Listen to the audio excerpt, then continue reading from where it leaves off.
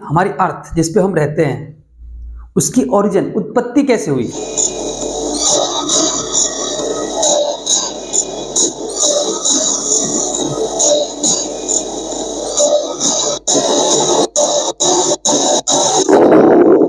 इस वक्त आप आराम से बैठकर इस वीडियो को देख रही हैं, मगर मैं आपको कहूँ आज जिस जगह पर आप अभी बैठे हो वो जमीन आज से करोड़ों साल पहले 8,500 डिग्री के तापमान से उबल रही थी, या जिस जगह पर आप बैठे हैं वो जगह लाखों सालों तक बर्फ से ढकी हुई थी। ये दोनों बातें सच हैं। इस 15 मिनट की वीडियो के अंदर आप पृथ्वी के 450 करोड़ साल के सफर को देखने वाले हैं। जिस जगह आज हमारा सौरमंडल है वहाँ विभिन्न प्रकार की गैस और धूल के बादल हुआ करते थे। वैज्ञानिकों के मुताबिक इन धूल के बादलों से दूर एक तारा हुआ करता था। वक्त के साथ साथ उस तारे की ऊर्जा कम होने लगी, जिसके कारण उसके अंदर एक विशाल विस्फोट हुआ। विस्फोट की वजह से अंतरिक्ष की ये धूल एक दूसरे से बढ़ने लगी। इस दौरान बादलों में स्थित धूल के कण दबाव और गर्मी के कारण बड़े उल्कापिंड और पत्थरों में परिवर्तित हो चुके थे, और इसी दबाव की वजह से इन बादलों में स्थित रेडियो एक्टिव पदार्थ ने ग्रेविटी का निर्माण किया। इस ग्रेविटी के कारण बीच में हाइड्रोजन और हीलियम इकट्ठा होने लगे। बीच के इस भयंकर दबाव के कारण एक विशाल विस्फोट हुआ, और इसी विस्फोट के कारण हमारे सूरज का जन्म हुआ। अंतरिक्ष में फैले एस्टेरॉयड यानी क्षुद्र ग्रहों में भारी वजन की वजह से सूरज के करीब आकर सूरज की परिक्रमा करने लगे। धीरे धीरे इन्हीं एस्टेरॉयड में भारी टकराव हुआ, जिसके फलस्वरूप मरकरी, वीनस, अर्थ और मार्स जैसे ग्रहों का निर्माण हुआ। वैज्ञानिकों के मुताबिक उस वक्त पृथ्वी और मार्स यानी मंगल ग्रह के बीच थिया नामक ग्रह सूरज की परिक्रमा किया करता था। पृथ्वी पर ग्रेविटी होने की वजह से सूरज की परिक्रमा करने वाले एस्टेरॉयड अब पृथ्वी की परिक्रमा करने लगे, और धीरे धीरे करोड़ों सालों तक ये पृथ्वी पर गिरते रहे। और ऐसी घटना हमारे पड़ोसी ग्रह थिया पर भी हो रही थी, जिसके कारण थिया पृथ्वी के और करीब आने लगा और आकर पृथ्वी से टकराया। इस भयंकर टकराव की वजह से पृथ्वी के हिस्से कणों के रूप में अंतरिक्ष में फैल गए और एक रिंग्स की तरह पृथ्वी की परिक्रमा करने लगे।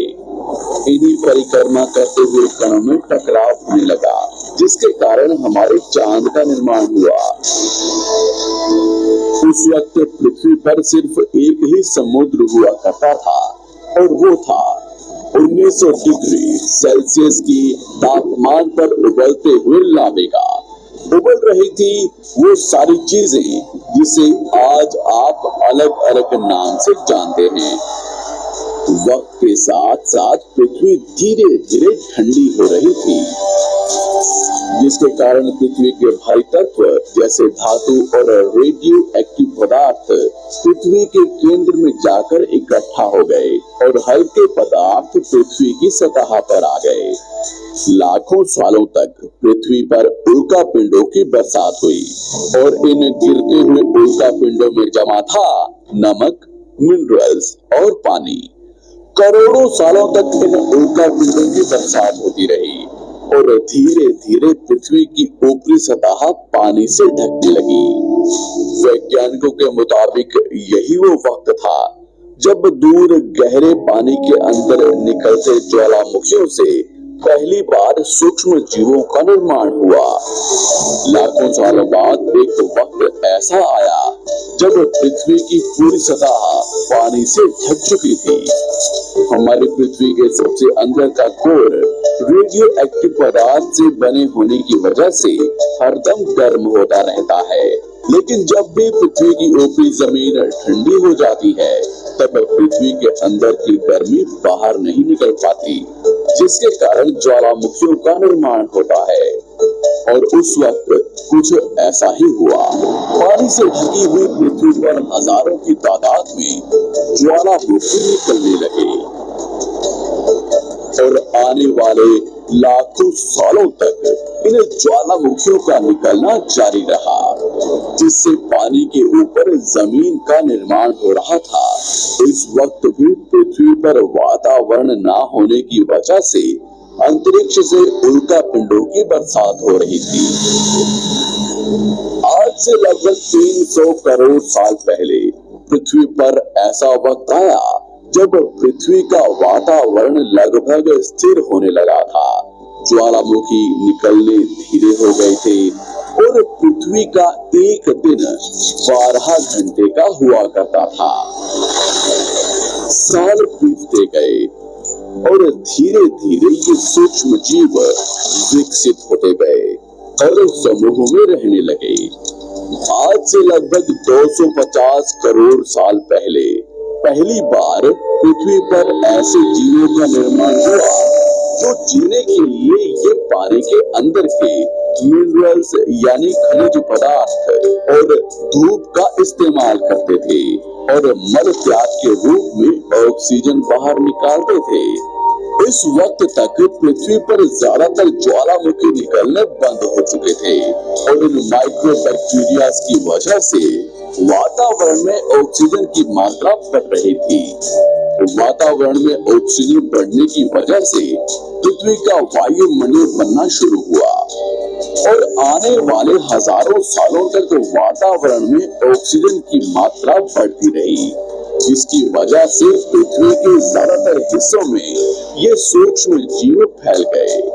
हजारों सालों बाद एक वक्त ऐसा आया जब पृथ्वी में ज्यादा ऑक्सीजन बढ़ने के कारण ये सूक्ष्म जीव मरने शुरू हो गए। उस वक्त तक पृथ्वी का वातावरण ठंडा होने के साथ साथ ऑक्सीजन से भी भर चुका था, जिसके कारण जमीन और वातावरण में स्थित आयरन यानी लोहे के मिनरल्स पानी में स्थित ऑक्सीजन से रिएक्ट होने लगे और एक वक्त ऐसा आया जब पृथ्वी की जमीन आज के मार्स के जैसे लाल हो चुकी थी। वक्त बीतने के साथ साथ धरती की टेक्टोनिक प्लेट्स में दरार होने लगी, जिसके कारण पृथ्वी के अंदर का लावा जमीन की तरह कई लाखों सालों तक खुला उबलता रहा और यही वो कारण था जिसके कारण पृथ्वी के वातावरण में कार्बन डाइऑक्साइड की मात्रा बहुत बढ़ गई और पृथ्वी पर एसिड की वर्षा शुरू हो गई। एसिड रेन की वजह से पृथ्वी का तापमान घटने लगा और तापमान इतना घटा कि पृथ्वी के ऊपर स्थित पानी बर्फ में परिवर्तित होने लगा। पृथ्वी पर पहली बार भयंकर आइस आया। इस वक्त पूरी पृथ्वी सफेद बर्फ से ढक चुकी थी। आमतौर पर जब धरती पर सूरज की किरणें गिरती हैं, तब जमीन उन किरणों को सोख लेती है, मगर क्योंकि पूरी पृथ्वी बर्फ से ढक चुकी थी और क्योंकि बर्फ सफेद और चमकीली होती है, जिसके कारण सूरज की किरणें धरती पर गिरने के बाद वापस चली जाती थी। इसी कारण से पृथ्वी कई लाखों सालों तक बर्फ से ढकी रही, मगर फिर से पृथ्वी के अंदर स्थित गर्मी ज्वालामुखी के रूप में निकलना शुरू हो गई और इन ज्वालामुखियों से निकलने वाली गर्मी ने बर्फ को पिघलाना शुरू कर दिया। इसी बीच पृथ्वी की गहराई में बचे कुछ सूक्ष्म जीव धीरे धीरे बदल रहे थे और अब वो ऑक्सीजन को अपने शरीर को बड़ा और जटिल बनाने के लिए इस्तेमाल करने लगे थे। इस बीच पानी में अलग से भी छोटे समुद्री पौधे निकलने शुरू हो चुके थे। बाहर जैसे जैसे ज्वालामुखी निकल रहे थे, वैसे वैसे वातावरण कार्बन डाइऑक्साइड की वजह से गर्म हो रहा था। वक्त के साथ साथ बर्फ तो पिघलने लगी, मगर धरती पर फिर से एसिड की वर्षा शुरू हो गई, जिसके कारण फिर पृथ्वी ठंडी होने लगी और फिर पृथ्वी की ज्यादातर सतह बर्फ से ढक गई। ऐसा बार बार कई हजारों सालों तक होता रहा और इसी कारण से अब समुद्री जीव धीरे धीरे वातावरण के हिसाब से विकसित हो रहे थे। इस बीच कई सारे जीव और समुद्री जंगल भी लुप्त हो गए, मगर जो बच गए वो धीरे धीरे पृथ्वी के बदलते तापमान के हिसाब से ढलते गए और अब हजारों सालों बाद समुद्री पेड़ बर्फ की वजह से पूरी तरह से मरते या सूखते नहीं थे। अब सूक्ष्म जीव समुद्री जीव बन चुके थे। जब फिर से ज्वालामुखियों ने पृथ्वी की बर्फ को पिघलाना शुरू किया, तब ये समुद्री पेड़ जल्दी विकसित होकर फैल गए। धीरे धीरे वातावरण में ऑक्सीजन की मात्रा बढ़ने लगी और पृथ्वी पर होने वाली एसिड की वर्षा कम होने लगी। वातावरण में ऑक्सीजन आने की वजह से पृथ्वी की ओजोन लेयर्स मोटी होने लगी और आज से लगभग 47 करोड़ साल पहले पृथ्वी की ऊपरी सतह पर पहली बार मोसोस नामक प्लांट उगना शुरू हुआ। वक्त के साथ साथ जमीन पर अलग अलग प्रकार के पौधे और पेड़ उगना शुरू हुए। एक वक्त ऐसा आया जब जमीन के पेड़ों की लंबाई लगभग 80 से 100 फीट जितनी या आज के 5 से 6 मंजिला बिल्डिंग जितनी ऊंची हो चुकी थी। ये वो वक्त था जब समुद्री जानवर समुद्र से बाहर निकल रहे थे और जमीनी जानवरों में परिवर्तित हो रहे थे।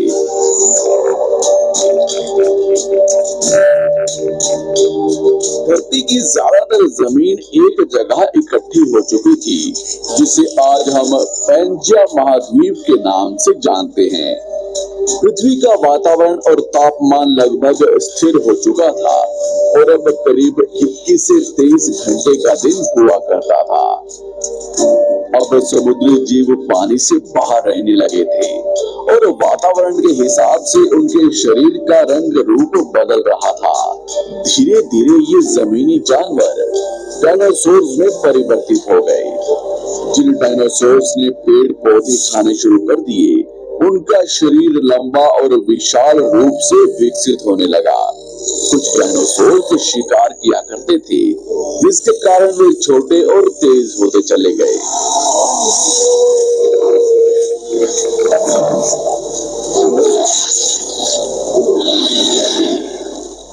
पृथ्वी की ऊपरी जमीन एक जगह इकट्ठी होने के कारण ज्यादातर जमीन रेगिस्तान और बंजर हो चुकी थी। ज्यादातर जंगल समुद्र के करीब हुआ करते थे, जिसमें डायनासोर्स रहा करते थे। आज से लगभग 20 करोड़ साल पहले पैंजिया महाद्वीप टूटना शुरू हो गया। पैंजिया के विभाजित होने की वजह से पृथ्वी की ज्यादातर ऊपरी जमीन पानी के संपर्क में आने लगी, जिसके फलस्वरूप पृथ्वी पर हरियाली बढ़ती गई, जिस वजह से डायनासोर्स और ज्यादा विभिन्न और विशाल होते चले गए। डायनासोर्स ने आने वाले लगभग 20 से 30 करोड़ सालों तक पृथ्वी पर राज किया। उस वक्त डायनासोर्स समुद्र से लेकर जमीन और आसमान तक पूरी पृथ्वी पर राज किया करते थे। इस दौरान अफ्रीका से टूटा भारत सीधे आकर आज के तिब्बत से टकराया और इस टकराव की वजह से हिमालय का निर्माण हुआ। आज से लगभग 6.5 करोड़ साल पहले पृथ्वी की तरफ आज के माउंट एवरेस्ट से भी बड़ा लगभग 4.5 लाख करोड़ किलो जितना वजनीय उल्का पिंड लगभग 80,000 किलोमीटर प्रति घंटे की स्पीड से पृथ्वी की तरफ आ रहा था। पृथ्वी की सतह को छूते ही उसमें भयंकर आग लगी और वो जलते हुए सीधा पृथ्वी से टकराया। इस टकराव से निकलने वाली ऊर्जा आज के 10 करोड़ परमाणु बम एक साथ फटने के बराबर थी। जहां ये उल्का पिंड गिरा, वहां के जानवर और पेड़ तुरंत भाप बनकर जल गए। गिरते ही पृथ्वी पर पूरी तरह धूल फैलने लगी। समुद्र में भयंकर बाढ़ आने लगी।